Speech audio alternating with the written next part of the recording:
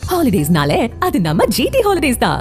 GT Holidays, South India's #1 travel brand. உங்கள் கட்டிடத்தை உருவாக்க ரெடிபிரிக் ஆப் Play Store மற்றும் iOS ஆப்பில் உங்கள் கட்டுமான பொருட்களை வாங்க ரெடிபிரிக் ஆப்பை டவுன்லோட் செய்வோம். மாணவர்களின் தனித்திறமையை மேம்படுத்த SNS 25ஆம் ஆண்டு வெள்ளி விழாவை கொண்டாடும் SNS கல்வி குழுமங்கள் கோவை.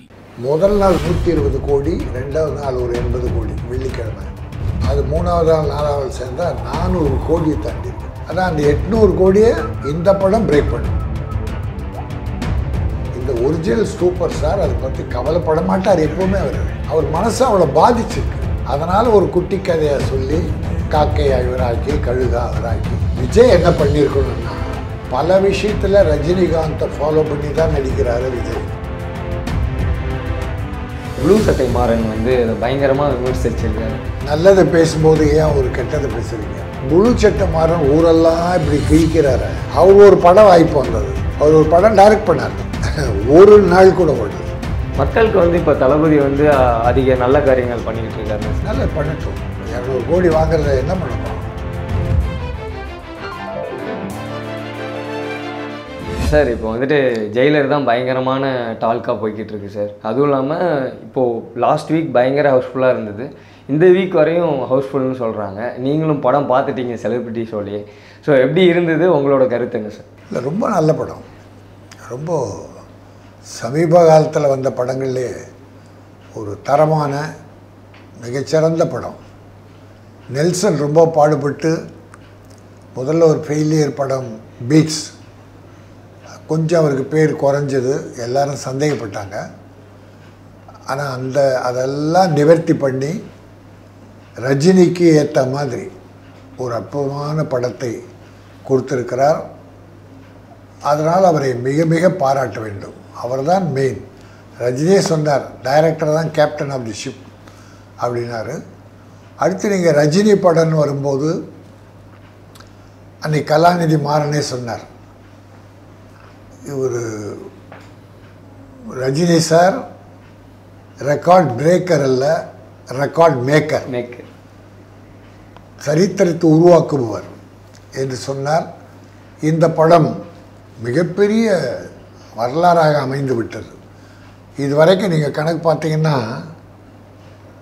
2.0 ஒரு படம், அதுதான் உச்சபட்ச வசூல் 800 கோடி. அதுக்கு ஈக்குவலாக எந்த படமும் வரல. விக்ரம்னு சொல்கிறாங்களே சார்? இல்லை தொடலை. அதெல்லாம் பொன்னியின் செல்வனும் தொடலை. இப்போ 2.0 வந்து மிஞ்சிருமா சார்? அதை மிஞ்சுறதுக்கு வாய்ப்பு இருக்குது. ஏன்னா இப்போ எல்லாம் குடும்பமாக குழந்தை குட்டிகளோடு பார்க்க ஆரம்பிச்சிட்டோம். அதான் ஒரு படத்தை வெற்றிக்கு. ஒரு தடவை பார்க்கல சார், 3 தடவை 4 தடவை பார்க்குறேன். அதுதான் வெற்றிக்கு. அந்த கணக்கு தான் சொல்கிறேன். ஒரு தடவை பார்க்கலாம்னு சொன்னால் அதனுடைய கணக்கு 500 கோடி தான். இந்த ரிப்பீட் ஆடியன்ஸ் இங்கே மட்டும் இல்லை, வேர்ல்டு வைஸ் எல்லா மக்களும், எல்லா மொழி மக்களும் இந்த படத்தை பார்க்கணுன்ற ஒரு ஆவலை தூண்டி விட்டது. அது தமிழுக்கு பெருமை, தமிழ் திரையுலகத்துக்கு பெருமை. அதனால் நான் அதில் நெல்சன் முதல் கொண்டு ரஜினி எல்லோரையும் வாழ்த்துகிறேன், பாராட்டுகிறேன். இந்தியாவுக்கே ஒரு பெரிய பெருமை சேர்த்த படம் ஜெயிலர். சரி, இப்போ நம்ம இவ்வளோ பயங்கரமாக கொண்டாடிக்கிட்டு இருக்கோம் படத்தை. இப்போது ப்ளூ சட்டை மாறன் வந்து அதை பயங்கரமாக விமர்சிச்சிருக்காரு. நல்லதை பேசும்போது ஏன் ஒரு கெட்டதை பேசுகிறீங்க? உலகத்தில் எல்லாருமே நல்லவங்க இல்லை. நல்லவங்க 70% இருந்தால் ஒரு சின்ன கெட்டவங்க, கெட்ட மனசு இல்லை பொறாமைப்பட்டவர்கள் கொஞ்சம் பேர் இருக்க தான் செய்கிறாங்க. எல்லாரும் பாராட்டுகிற போது அவருக்கு மட்டும் என்னமோ தோணுது. அது அவர் மனசை பொறுத்தது, படத்தை பொறுத்ததோ மற்றவங்கள பொறுத்ததோ இல்லை. அவர் மனசு பொறாமை வாய்ப்பட்டதா, அல்ல ரஜினிகாந்த் மீது தனி வெறுப்பா, இதெல்லாம் சொல்ல முடியாது. அவர் எப்போவுமே விமர்சனம் பண்ணுறதே தப்பாக தான் பண்ணிகிட்ருக்கார். என் கருத்து, அவரை வேண்டுகோள் கூட வச்சேன் சில நேரம், ஒரு படம் பார்த்தால் அது உள்ள நிறைவே முதல்ல எழுதணும், அப்புறம் குறைபாடுகள் எழுதணும். எழுதாமல் இருக்கக்கூடாது. குறை இருந்தால் கண்டிப்பாக நிறைய எழுதிட்டு தான் குறை எழுதும். அவன் தான் நிறைவான மனிதன். குறை மட்டுமே பார்த்தா அவன் குறைவான மனிதன், குறை உள்ள மனிதன். ஆக அந்த வகையில் ப்ளூ சட்டை மாறன் ஊரெல்லாம் இப்படி கிழிக்கிறார, பேனாவில் அவர் மை போட்டு எழுதவில்லை, பொய் போட்டு எழுதுகிறார். அவர் இவ்வளோ டைரக்டரை ப்ரொடியூசர்னால் சாதாரணமாக எத்தனை கோடிகள் எத்தனை அடமானம் வச்சு பண்ணுறாங்க. அதை அவ்வளோ ஈஸியாக தாக்கிறது, குறைச்சி பேசுறது, மக்கள்கிட்ட தவறான செய்திகளை கொண்டு போகிறது, அதெல்லாம் ஒரு தப்பான வேலை. சரி, இவ்வளோ டைரக்டர் இவ்வளோ படங்களை குறைக்கிறார, அவர் ஒரு படம் வாய்ப்பு வந்தது, அவர் ஒரு படம் டைரக்ட் பண்ணார். ஆமாம் சார். என்ன ஆன்டி இண்டியனா? ஆமாம் சார், ஆன்டி. ஒரு நாள் கூட ஓடல, ஒரு நாள் கூட ஓடலை. சுரேஷ் காமாட்சியும் பாவா, தம்பி பாவா தான் அந்த படம் எடுத்தார் சுரேஷ் காமாட்சி மூலமாக. பட் ஒன்றுமே கிழிக்கலையா? அப்போ உங்கள்கிட்ட என்ன இருக்குது? அடுத்தவங்களை குறை சொல்கிற அளவுக்கு நமக்கு என்ன தகுதி? அதை பார்க்கணும். அதனால் தம்பி குறை சொல்கிறது ரொம்ப ஈஸி. ஆனால் அந்த குறையும் நிறைவாக்கி ப்ரொடியூசர் எவ்வளோ முதலீடு பண்ணாங்க, அந்த முதலீடு டைரக்டர் எவ்வளோ கஷ்டப்பட்டான். ஒரு குழந்தைய 10 மாதம் சுமந்து பிரசவம் பண்ணுற தாய்க்கு இணை. அதனால தான் சொன்னாங்க ப்ரொடியூசர் கணவர் என்றால் டைரக்டர் மனைவி. ப்ரொடியூசர் சம்பாரித்து கொண்டாந்து கொடுப்பார், கணவர் கொடுப்பார். மனைவி அறுசுவை உணவை சமைத்து கொடுக்க வேண்டும், எல்லோரும் உண்டு மகிழ வேண்டும். அதான் டைரக்டர். என்ன, அதை பாராட்ட முதல்ல மனசு இருக்கணும்.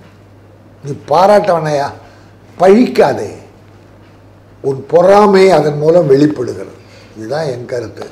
அதுக்காக சில ரசிகர்கள்லாம் அவரை என்னமோ கொலை மிரட்டல் விட்டதாக கேள்விப்பட்டால் தப்பு. அந்த குறைபட்ட மனிதனை கண்டுகொள்ளாதே. ஒன்று இப்போ சொல்கிறேன், விமர்சனங்கள் மட்டுமே ஒரு படத்தை வெற்றி பெற வைப்பதில்லை. அது மட்டுமல்ல, அளவுக்கு மீறி விளம்பரங்களும் வெற்றி பெறாது. அந்த படத்தில் விஷயம் இருக்கணும், கதை இருக்கணும். படம் ஒரு ஷோ, ஒரு 100 பேர் வந்து பார்க்குறான்னு வச்சுக்கோ. இந்த 100 பேர் இன்டர்வல் வரைக்கும் படம் பார்த்துட்டு நெளியாமல் சுழியாமல் அவளை உட்காந்து பார்த்துட்டு இன்டர்வல் முடிஞ்ச உடனே ஃபோன் எடுத்து, இப்போல்லாம் ஃபோன் வந்துடுச்சு, மச்சி படம் சூப்பர் பிரமாதம் ஒரு முறை பார்க்கலாம் அப்படின்னா அடுத்த ஆடியன்ஸ் உள்ளே வர்றான். இல்லை படம் நல்லா இல்லை, ஃபோன் எடுத்து மச்சி உள்ளே வந்துடாத, பெஜாராகுது, படம் பார்க்க முடியல அப்படின்னா அது ஃபெயிலியர். Okay sir. இப்போ வந்து படத்தில் வந்து நம்ம தலைவரே தூக்கி சாப்பிட்ற மாதிரி சிவா அண்ணா வந்து ஒரு பயங்கர கேமியோ பண்ணிட்டு போயிட்டாரு. அதை பற்றி பயங்கரமாக பேசப்படுது. அதுவும் இல்லாமல் தமிழ் ஆடியன்ஸ் வந்து அவர் பிடிச்சிட்டாரு அப்படின்னு சொல்கிறாங்க. அந்த ஃபேமிலியே ராஜ்குமார்லாம் இங்கே தஸ்தபுரத்தில் பிறந்த பிள்ளை தான். அது தமிழோடு வளர்ந்தவன்னா சிவராஜ்குமார். எல்லா சினிமாலாம் ஒரு காலத்தில் தமிழ்நாட்டில் தான் இருந்தது, சென்னையில் தான் இருந்தது. தெலுங்கு, மலையாளம், கன்னடம், தமிழ் எல்லாமே இங்கே தான். Vahini studio, AVM studio, golden studio அங்கே தான் எடுப்பாங்க. எல்லா ஹீரோக்களும் நாகேஸ்வரராவ், ராஜ்குமார், ட்ரஸ்ட்புரம் வீடு, எம்ஜிஆர், பிரேம் நசீர் எல்லாம் இங்கே இருந்துங்கிறான். அந்த அப்போ பிறந்த பிள்ளை தான் அது. ஒரு அவங்க தம்பி எடுத்த பேர் இருக்கு பாருங்க, அவங்க அப்பா செஞ்ச நல்லது, அந்த நல்லது செய்கிற இந்த தம்பியை இன்னும் போற்றுகிறார்கள். தமிழ் மக்கள் கூட அவனை வரவேற்கிறாங்க. அப்புறம் தெலுங்கு நடிகர்கள் உள்ளோட அற்புதமாக சிந்தனையோட ஒரு கதை அமைச்சு 4 மொழி நடிகர்கள், இந்தி நடிகர் எல்லாரும் கலவையாக போட்டு இந்திய மக்களே விரும்புகிற ஒரு படத்தை தந்துட்டாங்க. அது மிகப்பெரிய இன்டெலிஜென்ட், அற்புதமாக. அதுதான் இந்த வெற்றிக்கு மிகப்பெரிய காரணம். எல்லா மொழிக்காரர்களும் படம் பார்க்கின்ற உணர்வோடு வந்துச்சு. சார், இப்போ வந்து ட்விட்டரில் பார்த்தா ஃபுல்லாக ட்ரெண்டு. சோஷியல் மீடியாவை திறந்தாலே வந்து சிவராஜ்குமார் சார் வந்து ஒரு சீன் நடந்து வருவார், அதை ஸ்பாய்லர் பண்ணக்கூடாது. ஸோ அதை நீங்கள் பார்த்துருப்பீங்க, அதாவது ஸ்க்ரீனில் பார்க்கும்போது எப்படி இருந்தது? இல்லை, நல்லா இருந்தது. எனக்கு சிவராஜ்குமாரை பற்றி நான் கேள்விப்பட்டிருக்கேன், இங்கே பிறந்த பிள்ளைன்றதெல்லாம் தெரியும். அவங்க தம்பியுடைய செய்த நல்ல காரியங்கள், ஒரு குறைய ஒரு 1000 குழந்தைகளோ 1500 குழந்தைகளோ படிக்க வைக்கிறாங்க, இன்னமும் படிக்க வைக்கிறாங்க. அதுக்கு எத்தனையோ கோடி பேங்க்கில் டெபாசிட் பண்ணிட்டாராம் இவங்க புனித்ராஜ். அதனால் அந்த குடும்பத்து மேலே எனக்கு பெரிய மரியாதை. அவ்வளோ பெரிய நல்ல காரியம் அங்கே பண்ணுறாங்களே அப்படின்னு. அதனால் அந்த தம்பி சில சீன்கள் வந்தால் கூட அத்தனை நிறைவாக பண்ணி ரஜினிக்கு ஈக்குவலாக பேசுகிற அளவுக்கு பண்ணியிருக்காரு. Okay sir. இப்போ வந்து மற்ற படங்கள் வந்து தமிழ்நாட்டில் வந்து பயங்கரமாக பேசப்படும், உலக அளவில் வந்து கலெக்ஷன் பற்றி பேசுவோம் சார். இப்போ வந்து நம்ம புனித் அதாவது ராஜ்குமார் சார் இருக்கார்ல, சிவராஜ்குமார் சார், மோகன்லால் இவங்கெல்லாம் இருக்கிறதுனால கர்நாடகா கேரளாவில் வந்து பயங்கரமாக வந்து ஹவுஸ்ஃபுல்லாக போய்கிட்டு இருக்கதா சொல்கிறாங்க. ஆமாம், தெலுங்கு கூட நல்லா போயிட்டுருக்கு. தெலுங்கில் கூட 3 ஆர்டிஸ்ட்டு என்ன போட்டிருக்காங்க. அதான் கலவை. ஹிந்தியில் தமிழ், தெலுங்கு, மலையாளம் இல்லை, மலையாளத்துலேயும் கர்நாடகத்துலேயும் ஆந்திராவையும் கூட சிறப்பாக போகுது. எல்லா படத்தை விட இது நல்லா போகுது. உலக அளவில் நல்லா போகுது. உலக அளவில் உள்ள தமிழர்கள் மட்டுமல்ல, எல்லா மொழிக்காரர்களும் இந்த படத்தை பார்க்கணும் மஸ்ட்ன்ற மாதிரி வந்துட்டாங்களாம். சார் கலெக்ஷன் வந்து எவ்வளோ சார், அதாவது எவ்வளோ அடிக்குன்னு எதிர்பார்க்குறீங்க, இப்போ எவ்வளோ அடிச்சிருக்குன்னு நீங்கள் கரெக்டாக சொல்லுங்கள். முதல் நாள் 120 கோடி, 2வது நாள் ஒரு 80 கோடி வெள்ளிக்கிழமை. அது 3வது நாள் 4வது சேர்ந்தால் 400 கோடியை தாண்டிருக்கு. நேற்று வரைக்கும் 450 கோடி சொல்கிறாங்க. நேற்று வரைக்கும் 450 கோடி. இந்த வெள்ளிக்கிழமைக்குள்ளே ஒரு 600 கோடி தாண்டும் போல். நெக்ஸ்ட் வீக்கில் அப்புறம் படிப்படியாக வரும். அதான் அந்த 800 கோடியை இந்த படம் பிரேக் பண்ணும். 2.0 அந்த படத்தை, அது ரஜினி படத்தை ரஜினி படம் தான் பிரேக் பண்ணுது. வேறு யாரும் இப்போ வசூல் மன்னன், அதனால் இந்த பட்டம் அவருக்கு தான் பொருந்தும்னு வசூலை வச்சு பேசுகிறாங்களே. இப்போ இதை வசூலை வாரிடுச்சே, இப்போ என்ன பண்ணுறது? அதனால் வசூலை வச்செல்லாம் பட்டத்துக்கு யாரும் வாங்கக்கூடாது. நடிப்பு வச்சு, நல்ல மனசை வச்சு, மக்களை கவர்ந்த விதத்தை வச்சு தான் ஒரு பட்டம் நிலைக்கும். அதில் தான் சூப்பர் ஸ்டார் நிலைச்சே வச்சுட்டாரு. அதை விட சூப்பர் ஸ்டார் ஆகிட்டார். Okay sir. இப்போ வந்து அவர் ஆடியோ லான்ச்சில் வந்து காக்கா கழுகு கதை பேசினது வந்து பயங்கர சர்ச்சையாக போய்கிட்டு இருக்கு. இல்லை, அவர் பேசியிருக்கக்கூடாது. அவர் தகுதிக்கு, அவர் உயரத்துக்கு யாரோ சூப்பர் ஸ்டார் இவர் தான் இனிமே அப்படின்னு சொன்னாங்கன்றதுக்காக இந்த ஒரிஜினல் சூப்பர் ஸ்டார் அதை பற்றி கவலைப்பட மாட்டார் எப்போவுமே. அவர் இந்த மாதிரி விஷயத்துக்கெல்லாம் பதில் சொல்கிற ஆள் இல்லை. அவர் மனசை அவ்வளோ பாதிச்சிருக்கு. அதனால் ஒரு குட்டி கதையை சொல்லி காக்கை இவராக்கி, கழுகா அவராக்கி, என்ன பறந்து உயர பழக்கும், காக்கை என்ன பறந்தாலும் அது உயரம் அவ்வளோதான் அப்படின்ற மாதிரி ஒரு கருத்தை சொல்லி அது ட்ரெண்டிங் ஆகி ஓடிக்கிட்டுருக்கு. ஆனால் சூப்பர் ஸ்டார் அதை என் கருத்து, அவர் உயரத்திற்கு இதுக்கு பதிலே சொல்லிடக்கூடாது. ஆனால் வாரிசு பட கேசட் வெளியீட்டு விழாவில் நண்பர் சரத்குமார் தான் இதை சொன்னார். இனி இவர் தான் சூப்பர் ஸ்டார். அவர் ஆசை ஏதோ சொல்லிட்டார். விஜய் என்ன பண்ணியிருக்கணும்னா, பல விஷயத்தில் ரஜினிகாந்தை ஃபாலோ பண்ணி தான் நடிக்கிறாரு விஜய். உதாரணத்துக்கு ரஜினி முதல்ல ஒரு ஆர்டினரி ஹீரோ பண்ணுவார். பிறகு கமர்ஷியலாக வந்து ஃபஸ்ட்டாக பூரா காமெடி பண்ணி பிறகு சீரியஸ் போவார். எல்லா படம் பார்த்தாலும் காமெடி பண்ணுவார். படையப்பாலேருந்து பாருங்கள். விஜயும் ஆரம்பத்தில் ஒரு நார்மல் ஹீரோவாக நடிக்க ஆரம்பித்து பிறகு காமெடி பண்ண ஆரம்பித்தார். இப்போவும் பண்ணிகிட்ருக்காரு. ஆமாம் சார். அது ரஜினி ஸ்டைல். நீ அப்புறம்தான் இப்போது பேர் எடுக்க ஆரம்பிச்சிங்க. அதனால் அவரை வந்து அந்த காமெடி வேணால் நீங்கள் பயன்படுத்தலாம். அவருடைய ஸ்டைல், அவர் நடித்த அந்த பல பரிமாணங்கள், நடிப்பினுடைய பல பரிமாணங்கள், அதை இன்ன வரைக்கும் டச் பண்ண முடியல. ஒரு நார்மல் ஹீரோவை தான் பண்ணிகிட்ருக்காரு. அவர் எத்தனை விதமான வேடங்கள் பண்ணியிருப்பார். அப்புறம் எவ்வளோ ப்ரொடியூசர் வாழ வச்சுருக்கார். ஒரு ப்ரொடியூசர் கூட தோல்வி என்பதில்லை. 1-2 பேரை தவிர 170 படமும் பண்ணியிருக்கார். 169. அதில் 2-3 பேர் தான் கொஞ்சம் கஷ்டம், மீதி எல்லாருமே வெற்றி. ஆக அவர் ஷூட்டிங் வரும்போது ப்ரொடியூசர் நல்லா இருக்கணும்னு வர்றவர். ஆக எல்லா குணங்களும் சேர்ந்து தான் அவருக்கு சூப்பர் ஸ்டார் ஆகி. அப்போ மிஸ்டர் இந்தியா, மிஸ் இந்தியா கொடுக்குறது என்ன? ஒன்று அழகை பார்த்தா, குணத்தை, அறிவை, அவர்கள் சொல்லுகிற விதத்தை எல்லாம் பார்த்து தான் மிஸ்டர் இந்தியா. அதை போல் தான் சூப்பர் ஸ்டார் வந்து எல்லாம் பொருந்த அளவுக்கு கொடுத்தது. மக்களுக்கு வந்து இப்போ தளபதி வந்து அதிக நல்ல காரியங்கள் பண்ணிக்கிட்டு இருக்காருல்ல சார், அதை பற்றி நீங்கள் என்ன நினைக்கிறீங்க? நல்லா பண்ணணும். 200 கோடி வாங்குறத என்ன பண்ண போகிறோம்? ஒரு 100 கோடி ஏழைகளுக்கு கொடுக்கட்டுமே, கொடுத்தா நிலைப்போம், அவர் புகழ் இன்னும் உயரும்.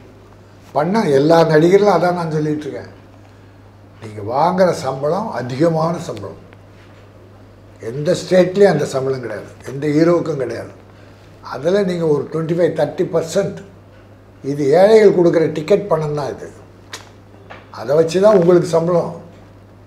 அதனால் நீங்கள் அந்த ஏழைகளுக்கு திருப்பி தாருங்கள். எம்ஜிஆர் அதை செய்தார். அதனால தான் நிலைத்த புகழோடு இன்று வரையுமில்லை நாளையும் இருப்பார். அப்படி நீங்கள் இருக்கணும்னு நான் ஆசைப்படுறேன். Okay sir. இப்போ வந்து அடுத்தது வந்து நம்ம தலைவர் நடிக்க போகிறது வந்து லோகேஷ் கனகராஜ் இயக்கத்தில் தான். ஸோ பயங்கரமாக எதிர்பார்ப்புகள் இருக்குது உங்களுக்கு? இல்லை, அடுத்த படம் ஞானவேல் ராஜான்னு சொன்னாங்க. ஞானவேல் ராஜா, ஜெய்பீம். ஆமாம் சார். அந்த டைரக்டரை வச்சு லைக்கா அதுன்னு சொன்னாங்க. அதுக்கு அடுத்தது தான் லோகேஷ் கனகராஜ் அடுத்த படம். இப்போ வந்து ஞானவேல் ராஜா, ஜெய்பீம் டைரக்டர் படம். எந்த மாதிரி இருக்கும் சார்? நல்லாயிருக்கும். அவரும் நல்ல அருமையான டைரக்டர். அதாவது இப்போ என்னென்னா, இவங்க டைரக்டர்கள் தான் போவோம் தன் வெற்றிக்கு டைரக்டர்லாம் காரணம்னு புரிஞ்சு வெற்றி பட டைரக்டர்லாம் பிடிக்கிறாங்க, அவங்க படத்தில் நடிக்கிறாங்க. நல்லது, தப்பே இல்லை, அது எல்லாருக்கும் நல்லது. Okay sir. இப்போ வந்து அடுத்த எதிர்பார்ப்பு வந்து லியோ படத்துக்கு தான் அதிகமாக இருக்குது சார். நேற்று கூட ஒரு அர்ஜுன் சார் பிறந்த நாள்னு சொல்லி ஒரு வீடியோ விட்டாங்க, பயங்கரமாக பேசப்பட்டுக்கிட்டு இருக்கு. லியோ நல்லாயிருக்கும், நல்ல ஜாக்கிரதையாக பண்ணுறாங்க. ஏதோ Lokesh Kanagaraj pan India film, LCU pan India, நிச்சயமாக பேன் இண்டியா ஃபிலிம். அதான் இந்த ரேஞ்சுக்கு வந்துரும்ன்ற மாதிரி தான் பேசப்படுது. இதை பிரேக் பண்ணுமா சார்? ஜெயில் பண்ணலாம், கண்டிப்பாக பண்ணலாம். ஏன்னா லோகேஷ் கனகராஜ் ஏற்கனவே விக்ரம் படத்தில் சாதிச்சிட்டார், கைதி படத்தில் சாதிச்சிட்டார். அதனால் இப்போ இது இன்னும் ஜாக்கிரதை. விஜய் ஹீரோ அப்படின்னா அது இன்னும் பெரிய மாஸ்டர்லேயே பண்ணிட்டார் சார். மாஸ்டர் இன்னைக்கு மக்கள் எதிர்பார்ப்பு பெருசாக இருக்குது. Okay sir. இப்போ அப்போது கலெக்ஷன் வந்துருச்சுன்னா இதே சூப்பர் ஸ்டார் பட்டத்து தான் ஒரு பேச்சு உலகம் சார். ஸோ இப்போது கலெக்ஷனை வந்து இப்போது அதை பிரேக் பண்ணிடுச்சுன்னா கண்டிப்பாக பேசுவாங்க அதை பற்றி. அதை பேசிட்டு போகிறாங்க. என்ன நீங்கள் அந்த பேச்சுக்கெல்லாம் எடுக்க வேண்டாம். சிறப்பு மேலே கலெக்ஷன் பெருசாக வந்தால் சிறப்பு, வாழ்த்துக்கள், அவ்வளோதான். அதுக்காக இவரை குறைக்க முடியாது, அது மக்களின் எதிர்பார்ப்பு. அதனால் சிறப்பாக இருக்கட்டும், எல்லாமே நல்லபடியாக நடக்கட்டும்.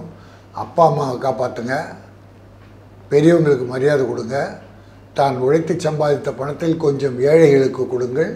எல்லோரும் வாழ நாமும் வாழ வேண்டும். நன்றி, வணக்கம். ஹாலிடேஸ்னாலே அது நம்ம GT Holidays தான். GT Holidays, South India's #1 travel brand. உங்கள் கட்டிடத்தை உருவாக்க ரெடிபிரிக் ஆப் பிளே ஸ்டோர் மற்றும் iOS ஆப்பில் உங்கள் கட்டுமான பொருட்களை வாங்க ரெடிபிரிக் ஆப்பை டவுன்லோட் செய்வோம். மாணவர்களின் தனித்திறமையை மேம்படுத்த SN 25ஆம் ஆண்டு வெள்ளி விழாவை கொண்டாடும் SNS கல்வி குழுமங்கள் கோவை.